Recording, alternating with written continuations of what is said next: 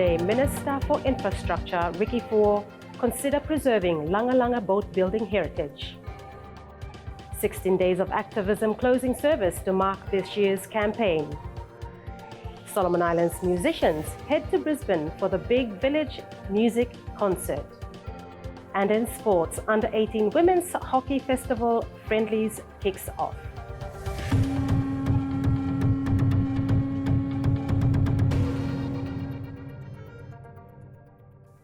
Hello and welcome. I'm Ursula Nongebatu. First up, Parliament has passed the 2026 Appropriation Bill 2025 through the Committee of Supply without amendment and completed its third reading. The bill authorizes government expenditure of an estimated $5.6 billion Solomon dollars for the 2026 financial year.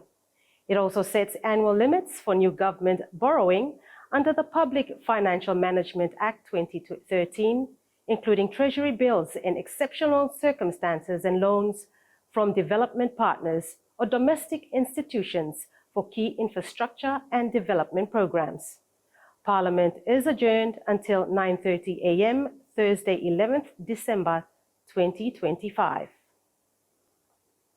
The government, through the Ministry of Infrastructure Development, is exploring ways to safeguard the traditional boat building knowledge of the Langalanga people in Malaita Province.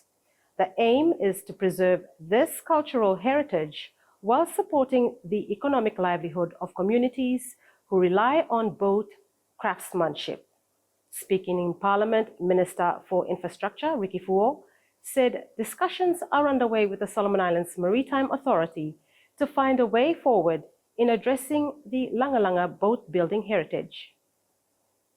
In terms of the outly Langalanga builders, that's one of the first things that I've inquired about after taking up the position was me asking why na prohibiting or stopping now with the Langalanga boat owners. And then the response was that they ought not stop them, or like someone they want some form of drawings of the ship, because people blame talo Langalanga, imi babanga no more in waka house. There's no actual drawings. There's no marine draft person or ship draft person who are drafting notes, and so they would like for understanding no more the design of the ship, how big how not. They're not approving no more. So that's one thing we are working with SEMA. He added that this is an important and timely issue for the people of Langalanga Lagoon. To see if we can, so we're bringing in someone from Fiji for him start to help him back more, or that ship owners blame for him go try to take him the concept of existing ships, I mean, out the work and cause of Fiji and try and look at how not but make him drawing out of it just for meeting safety requirements. But we do not stop that. And we're looking at promoting it again, but like I think it's a signature not only to Solomons but the whole of Pacific. The boat building here, Langalanga Lagoon, people of Langalanga Lagoon and the people of Solomon Islands. So that's one thing we follow about as a ministry. We're looking at trying to encourage and revive back. We're just looking at how to do that.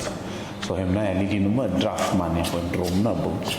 But all those points you've raised about the industry, the local industry, we've received those complaints as well, and the ministry is looking at ways in which they can help through SEMA address this with the Shipping Association. The Ministry of Health and Medical Services hosted its first Women in Health Leadership Breakfast this morning, Wednesday, at the Heritage Park Hotel, aligning with the global 16 days of activism against gender-based violence. The event launched the Permanent Secretary's Women's Leadership Award and announced a new Women in Health Leadership Committee to promote gender equality and support women advancing into leadership roles.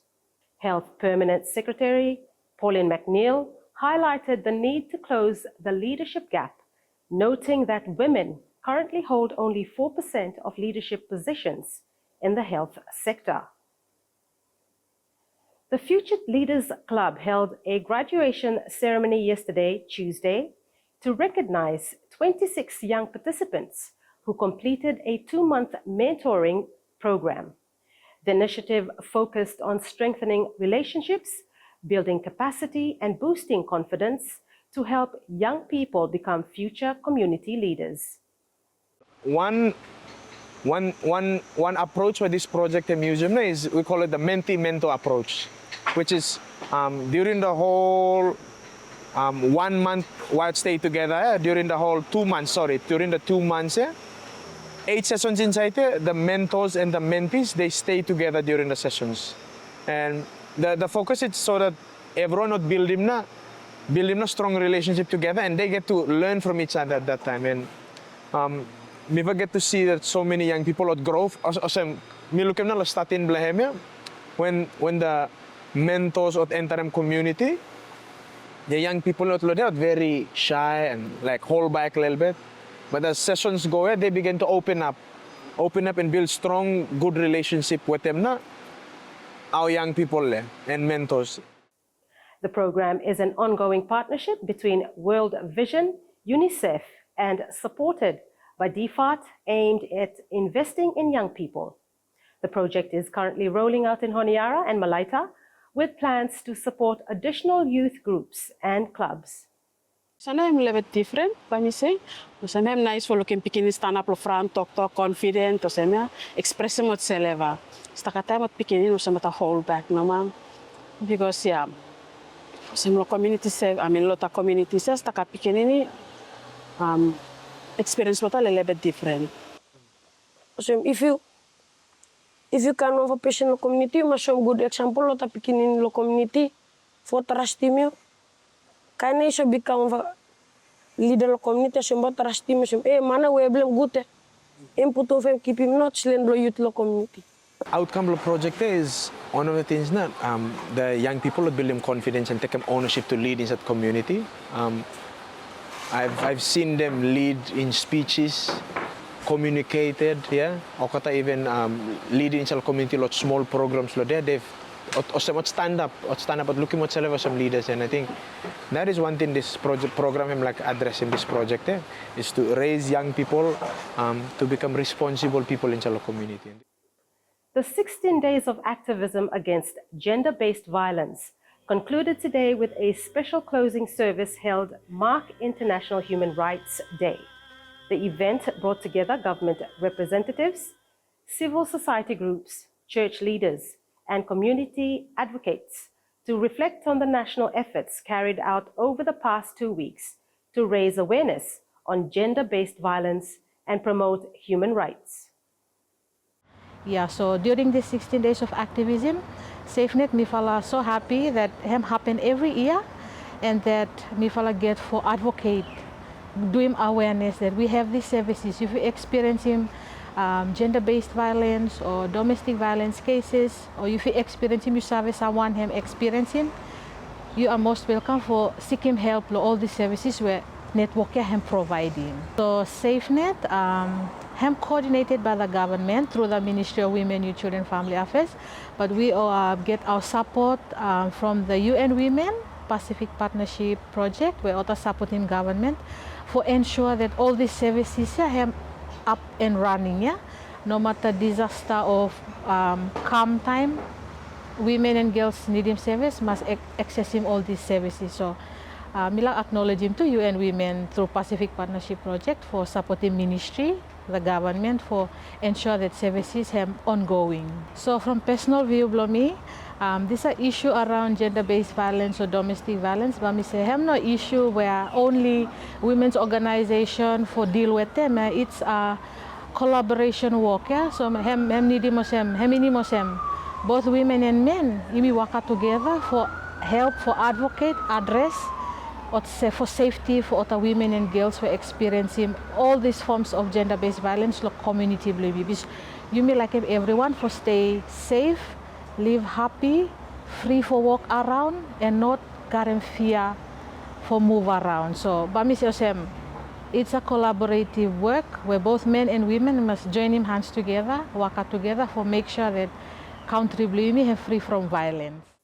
Also, the closing service highlighted key messages from the campaign, including the need for stronger community engagement, better support services for survivors, and ongoing collaboration between stakeholders. For Christian Care Center, I have me one fellow member of SafeNet referral pathway.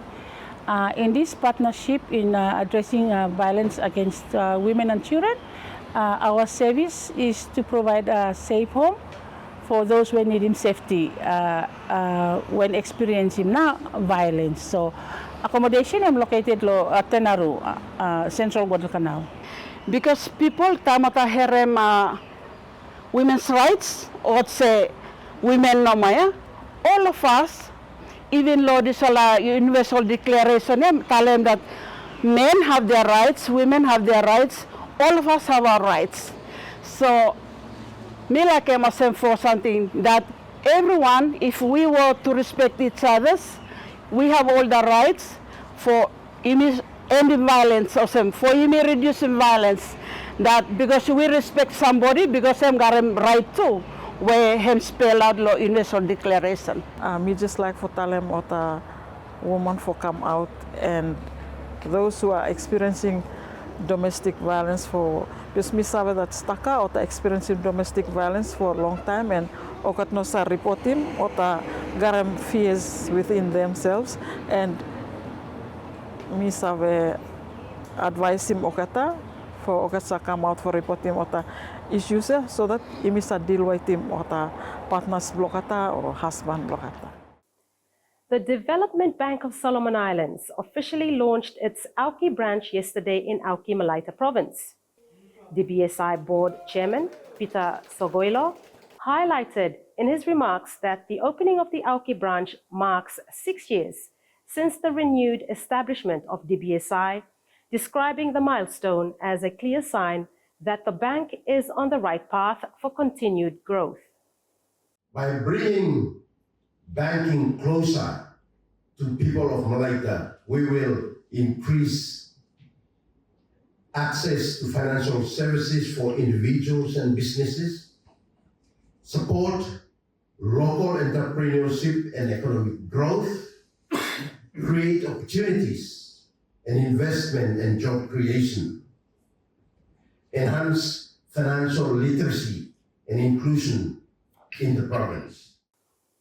Premier of Malaita Province, Elijah Asilawa, also stated that the new branch will promote financial inclusion and provide essential financial services that are more accessible to communities across Malaita.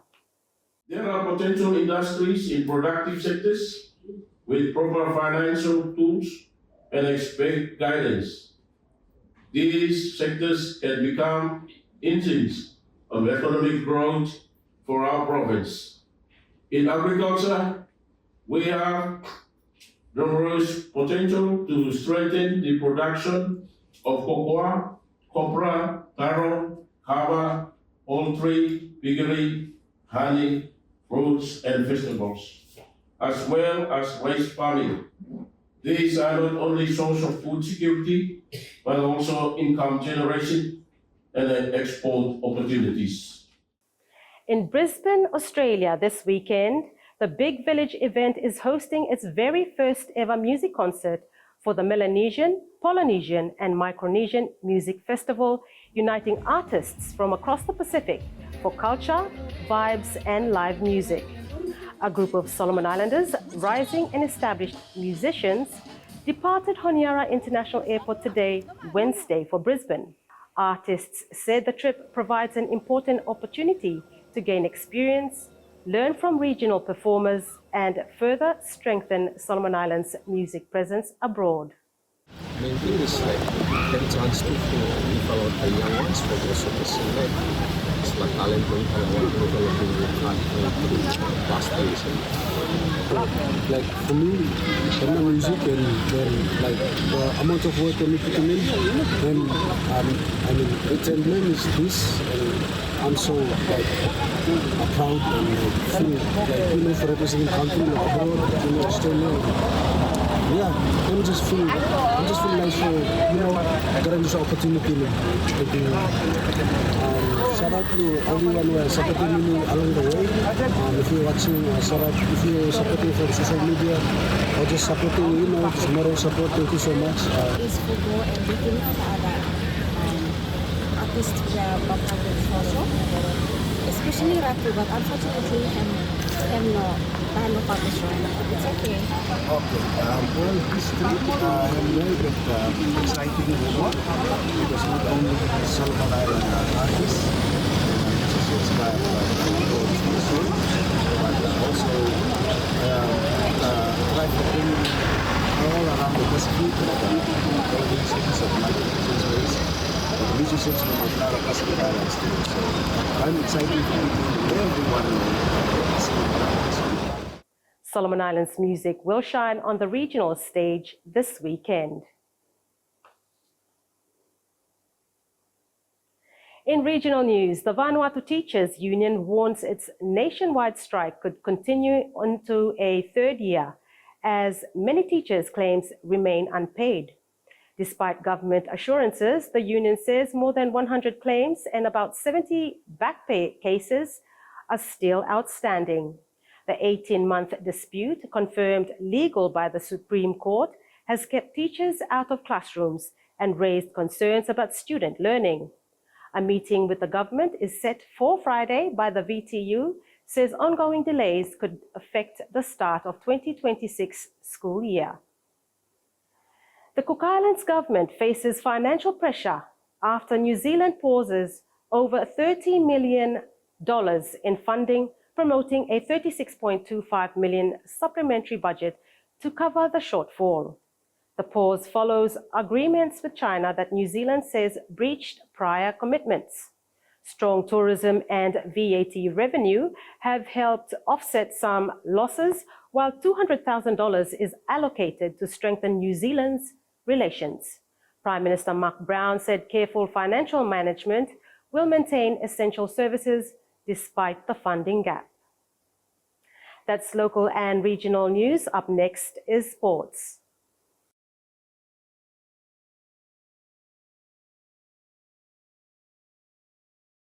iDecker Furniture and Hardware.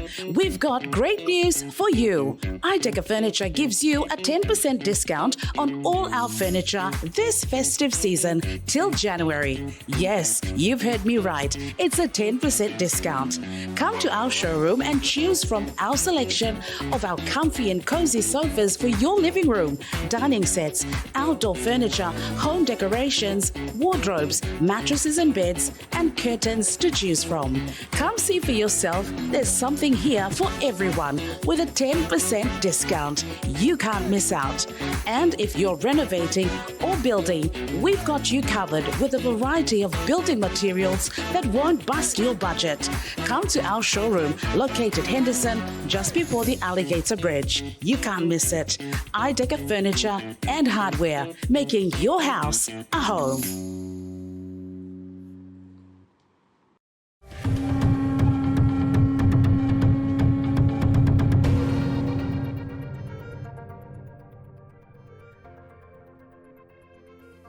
Welcome back in sports. This weekend, the action kicks off at KG Home Sports Centre with exciting friendly matches featuring talented young athletes from 6 countries.